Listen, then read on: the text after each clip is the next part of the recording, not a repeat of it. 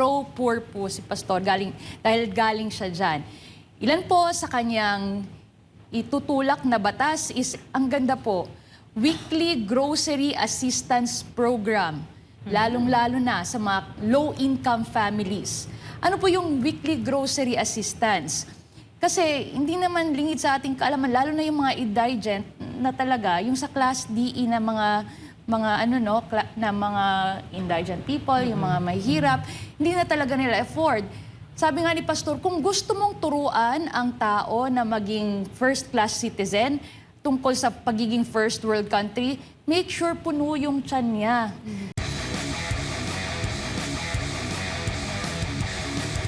Isa sa mga tanong ng ating mga kababayan, Attorney Kay, ay ano naman ang programa ni Pastor kaugnay sa issue ng kahirapan? Yun, ang gandang topic yan. Ka-partner Hannah, no? Kasi about sa kahirapan. Bago ko sagutin yan, yun nga, a little backgrounder lang. Si Pastor Paul lumaki sa hirap. Yun nga, nakakwento niya always na nung bata pa siya, since siya yung youngest sa 9 siblings, no? Siya yung always na pag-uutusan, na siya yung pumunta sa tindahan at umutang kasi wala na silang makain ng para sa bigas, kailangan ng mga ulam. So buong araw po nakatayo lang si Pastor, nag-aabang. Hindi siya makapagsalita kasi nahihiya din siyang lumapit doon sa yung tindahan nga. Hanggang sa naawa yung may-ari ng tindahan na yon. Hanggang ngayon naalala pa rin ni Pastor. So halika nga, bakit niyo inayaan yung batang yan? O ito, binigyan si Pastor, andun kompleto na, may bigas, may ulam. So yung goodness na yon, nakatatak po kay Pastor hanggang ngayon sa paglaki niya. Kaya habang nag-iikot po si Pastor bilang evangelist po, nakita niya ang dami-daming mahirap. May isang beses po na na-experience niya, karga-karga niya ang isang maliit na bata. Wala na, weightless na, kumaga, napakagaan kasi hindi makakain. Kaya nag-promise siya nga sa Ama na sabi niya na, Lord, if you will bless me, I will give bulk of my blessings for this underprivileged children. True enough po, pinagpala na po yung Kingdom of Jesus Christ, unang-una sa itinatag ni Pastor ang Children's Joy Foundation. So ito po ang naging, kumbaga, spiritual therapy na tinatawag ni Pastor. Na makita yung mga bata na, yan po, meron din silang paglalagyan, may magandang bahay, meron po silang pagkain sa araw-araw mula sa umagahan hanggang sa gabi, meron po silang pagkain at saka meron din po silang mga damit at lalong-lalo na sa lahat, pagkakaroon po sila ng free education. Kasi nga, sa paglaki ni Pastor, dahil nga laki siya sa hirap, kahit yung pag-aaral niya, yung kapatid niya lang ang sumuporta sa kanya. At yun nga, even sa college, scholarship lang din ang nakapagpatapos kay Pastor. So, ramdam ni Pastor ang kahirapan. Alam niya kung paano ang mabuhay sa walang-wala ka. Kaya tinatawag ni Pastor, siya ay pro-poor. Kaya nakita niyo naman po sa ilang taon, ang mga programa po ni Pastor, talagang naka-empathize siya. Unang-una, andyan yung Children's Joy Foundation Incorporated para sa mga bata. Andyan, ang ganda ng shelter. At saka hindi lang yan Davao. Meron pa yan, iba't ibang parte ng Pilipinas. Luzon, Visayas, and Luzon, Mindanao. Visayas, Mindanao, para makater talaga sila. At ang best practice nga ng Children's Joy Foundation ay yung ICD, International Children's Day. Taon-taon po itong tinatawag ni Pastor na, kumbaga, birthday para sa lahat ng mga bata. Kasi nga, alam ni Pastor na pag mahirap ka, hindi mo din afford ang mag-celebrate ng birthday. Hindi ka makakain ng cake, hindi ka makapag-party. Correct. Marami, ako, Attorney Kay, I'd like to share my experience. No? Since I grew up here in the Kingdom, nakita ko si Pastor gano'n yung pag-ibig niya sa mga kabataan. And since naging full-time worker ako, na-assign sa multimedia ministry, and here sa SMNI, as early as 2005, wala pa yung, hindi pa natin simulan yung International Children's Day. Yes. Kasi later part na ng 2005. Maraming lugar dito. Alam mo, kaya ako naikot ng buong Pilipinas, it's because of Pastor. Why? Dahil marami kaming batang pinupuntahan, IP, mga bata na sa squatters area. Walang pinipili si Pastor, kilala man siya o hindi. kahit ano pang tribo sila, kahit ano pa ang relihiyon nila, it doesn't matter. Correct. Dahil pag tumulong siya sa mga nangangailangan, hindi kailangan na may qualifications. Yes. Basta't kailangan mo ng tulong, tutulungan ka ni Pastor Apollo Sikibuloy. And every time may bagyo, Kay, ang pinakakawawa, mga bata.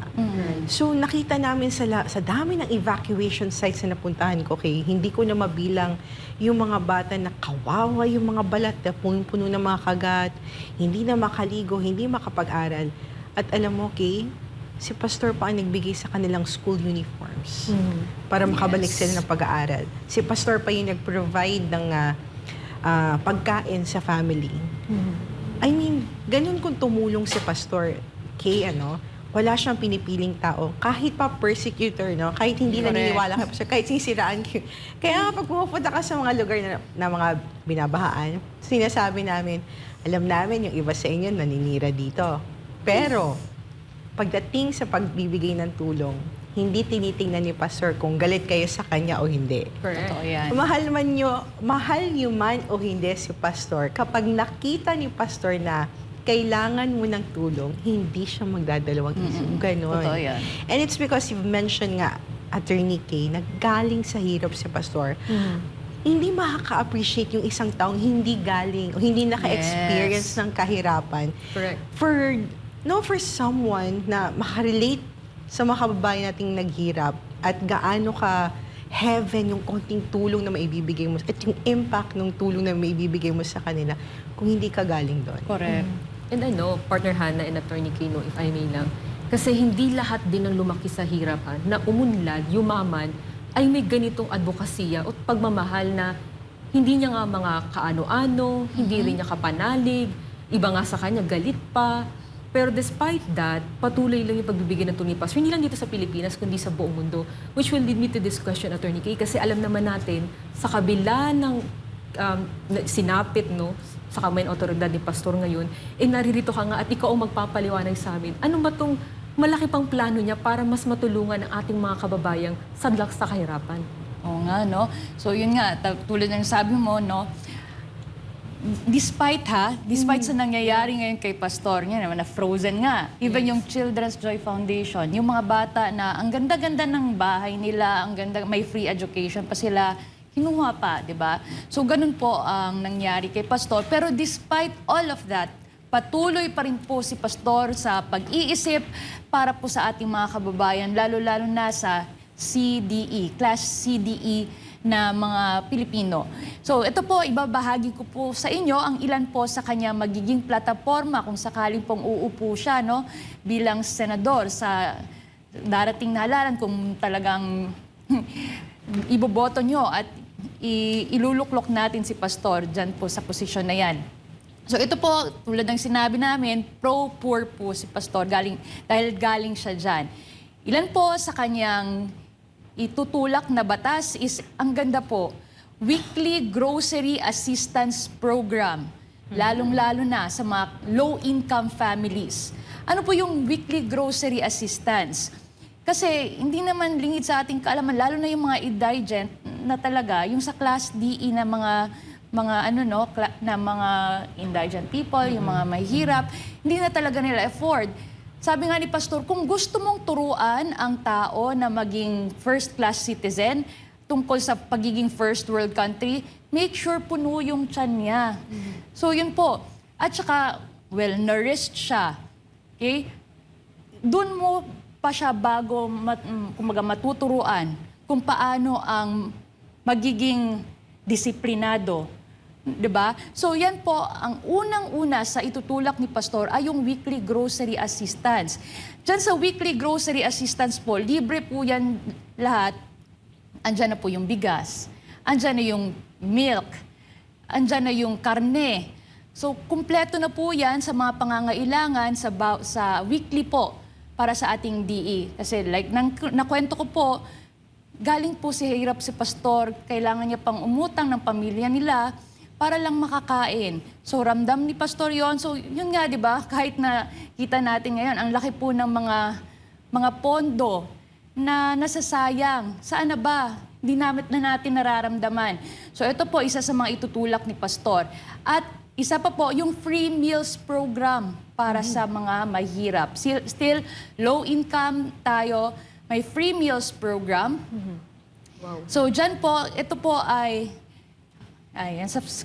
nasa screen nyo po, yung weekly grocery assistance program na sinasabi ko a while ago. So, yan po, under dyan sa ating weekly grocery, babasahin ko na lang din po, kasi yung existing law is yung Republic Act number 11310. Meron nga tayong social pension, no, for Indigent Senior Citizens Act, addresses social assistance, pero wala naman dito, it does not cover yung food security comprehensively. So, ang kay Pastor po, ipopropose niya na i-expand yung scope ng social assistance na ito para isali yung weekly grocery distribution, lalong-lalo na sa mga low-income families. So, dito, paano ba ito gagawin? Parang imposible, baka mauubos yung pera nito. So, anong gagawin niya? Develop partnership with the local grocery stores and farmers cooperatives to source food items sustainably. So, kung naalala natin, during pandemic, di ba, tulong-tulong. Meron pa tayong kitchen community, kung saan kaya naman pala, di ba, kung magtutulungan lang lahat tayo. So dito naman, ang itutulak natin, magkakaroon ng local grocery stores at farmers cooperative, tapos sila po yung kumbaga mag-e-extend ng mga food items, grocery items para sa mga low income talaga. Okay, so ang objective nito is to provide free grocery items talaga para ma-alleviate yung food insecurity. Kasi alam naman natin, di ba, na ang poverty, it will always lead to crime. Yes. Kaya nga dun sa 5 hydra-headed monster na ipinresent po natin, yun po yung sabi ni Pastor, na isa sa mga ulo doon ay yung poverty. Kung hindi nyo po mapapatay o kumbaga, yung mapuputol yung ulo ng poverty na yun, hindi mo din masosolve yung problema sa kriminalidad. Pag gutom po ang tao, ang tendency nagda-drugs na lang kasi para hindi daw sila gugutumin. So yun, add na naman, may problema ka sa drugs, again, problema na naman sa criminality. Kaya talagang kailangan natin putulin yung ulo ng poverty na ito. So ang next po na programa ni Pastor, ang tinatawag niya na free meals program for the poor, no? Connected din dyan yung sinabi kanina sa free yung mga grocery items. Weekly grocery. Ito naman, daily meals. Wow. Di ba? Kasi nga, again, paano mo i-indoctrinate kung gutom? So, ang proposed amendment ni Pastor sa RA 10821, which is the existing na law, the Children's Emergency Relief and Protection Act, proposed ni Pastor is to create a structured program that ensures daily meals po provided to impoverished families through community kitchens or NGOs. So it will allocate specific funding through DSWD for meal preparation and distribution. Kumbaga nagawa na din ng ibang presidente ito before, which is, sabi ni Pastor, effective. Kaya nga nung panahon daw niya, wala daw gutom, lahat pagpupunta ng school, mabusog, di ba? Maraming tatamaan yan, Attorney Kay, no? Sa free meals mo. Kasi kung i-source mo sa local producer, yung bigas, gulay, makakatulong din tayo sa mga local producer. Isipin mo, yung bibigyan mo ng opportunity na kumita yung local market natin dito, local producers natin. Tapos ibibigay natin sa mga mahihirap. Hindi na sila magugutom pa. At kung gutom ay mawawala, may enough strength yung mga kababayan natin para maghanap ng trabaho. Correct. Tsaka makapagtrabaho at makapag-aral. Yes, Partner Hannah, dahil nasabi mo rin yan. Kasi kahapon natalakay mo, Attorney Kay, no, itong sa edukasyon, itong culture of excellence. Kasi parang nakikita lang din natin dito na gusto rin buhayin ni Pastor itong, diba, yung community, yung pagbibigayan. Tama ba yung nakikita natin? Kasi marami nagtatanong na kaya ba ng Estado ng gobyerno magbigay? Hindi lang naman kasi talaga gobyerno dapat ang tumutulong. Tama ba, Attorney Kay? Correct. Ito, nagbibigay ang iba, lalo na kung mayaman ka naman, may kaya ka, why not give it? So parang nagiging channel itong programa din na ito. Correct. So yun nga yung nabanggit ko din insan dito sa ating interview. Sabi nga ni Pastor, walang cohesion ngayon sa rich and poor Filipinos. May dalawang klaseng Pilipino daw. May rich Filipino, may poor Filipino. Si Pastor, ang isulong niya talaga, wala nang cohesion. Dapat may cohesion na. Dapat magkaisa na. So isang Filipino lang tayo. Paano yon? Yung mga nasa magandang estado, mataas na estado, sila yung tutulong sa mga downtrodden, impoverished na mga Filipino para yung gap between rich and poor nililiit. So paano yung talagang yung mga mayayaman ang mag-reach out at saka tutulungan yung mahirap para sila makabangon din. So tama nga yan, no, Ina, na yun ang magiging isang paraan din para kumbaga lumiit yung discrepancy, yung yung gap ng gap ng rich and poor.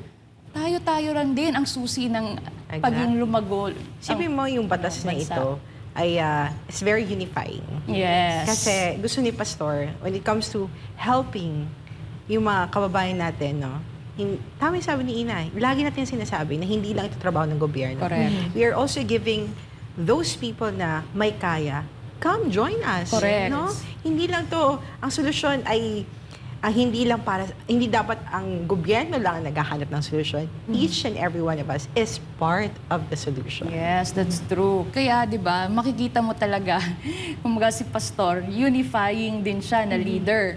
Yung nga, kahit sa kingdom na naging di ba, iba-iba. Resibo. Oo, resibo. Yun, ayan naman tayo sa resibo. May resulta na po. Oo. Galing sa hirap din si Pastor. Iba't ibang estado ang pinanggalingan ng mga members ng kingdom. However, napag-isa, di ba?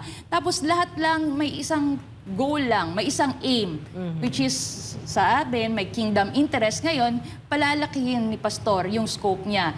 Ito naman, Philippine interest. Sabi nga, di ba, kung mapagkakatiwalaan ka sa maliit na bagay, mapagkakatiwalaan ka rin sa mas malaki. So, kumbaga, meron ka ng micro project may resibo ka na. So, madali na lang yung i-apply. Same also dito. So kahit nga 'di ba sa kingdom si Pastor kasi ang nag-organisa, siya din 'yun talaga ang nagpaplano, nag-organize. Wala pa talaga ang kingdom hanggang napalago. So ito po free meals po talaga 'di ba sa kingdom from womb to tomb.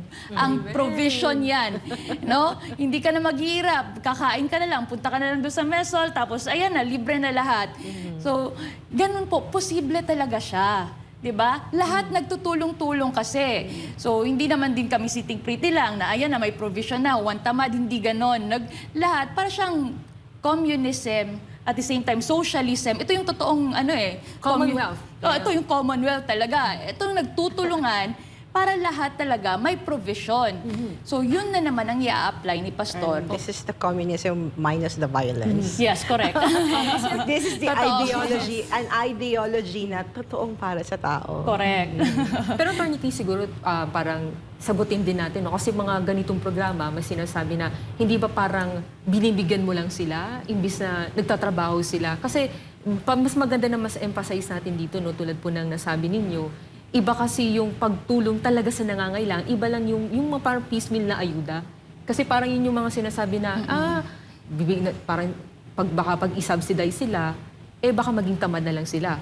Pero I remember, di ba, nasabi niyo rin po na hindi dapat ganun. Kasi isa rin sa gustong tugunan nga ni Pastor, itong laziness. Correct. So, yun nga, di ba, hindi mo ma-indoctrinate kung ano yung excellence, ano yung pagiging responsible at accountable kung wala, gutom. Correct. Kumbaga, provide first yung basic human needs niya. Diba? Kung sa sa Maslow's hierarchy of needs niya pa, pag na-provide mo yung kanyang, for example, andun yung physiological needs niya. Basic yan, food, shelter. Once na-satisfy na yan siya na mismo ang tatayok. Kukusa na yan, di ba? Makakatayo na siya on his own. Kaya nga tinutulad ni Pastor ang poverty sa isang katawan na nasa ICU.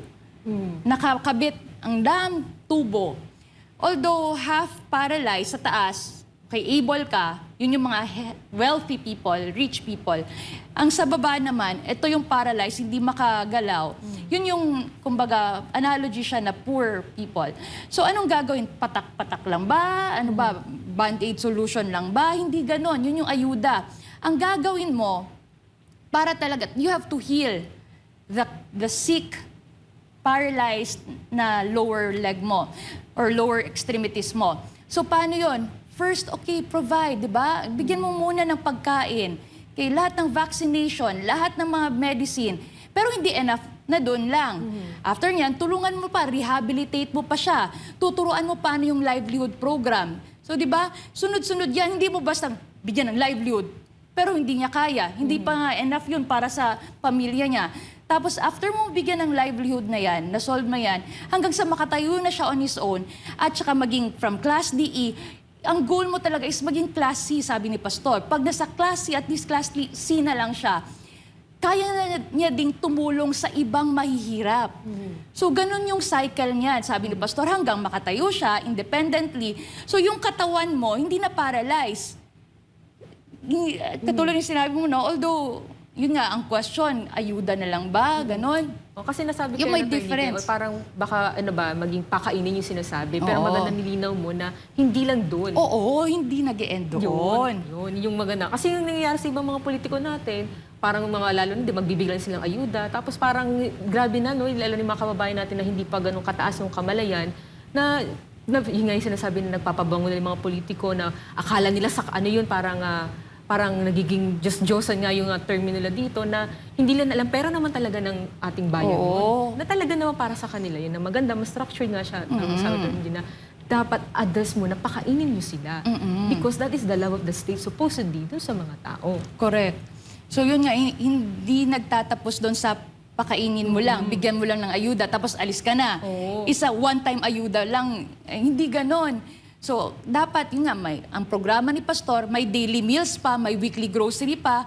Hindi lang yun, sabay-sabayan. May sustainable livelihood projects din at the same time. Ayun. Yun. Ganda. Para talaga makatayo siya on his own. Para nga, tulad ka rin sa ICU, hindi sapat na, okay, healed na siya. Pero dahil galing siya sa isang paralitikong katawan, may rehabilitation, may physical therapy yan. Anong gagawin mo para mag-physical therapy? Ang sabi po ni Pastor, andyan po, tuturuan mo ano yung mga paraan para makatayo siya on his own. Depende sa skills niya. Depende kung ano din yung mga available products, anong available resources sa paligid niya. Kung agricultural products naman ang nandoon sa town niya, so doon mo siya i-mold, doon mo siya tuturuan.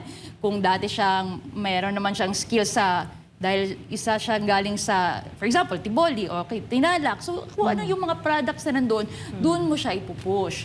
So, may paglalagyan lahat, di ba? Self-sustaining. At kaya may sustainable din.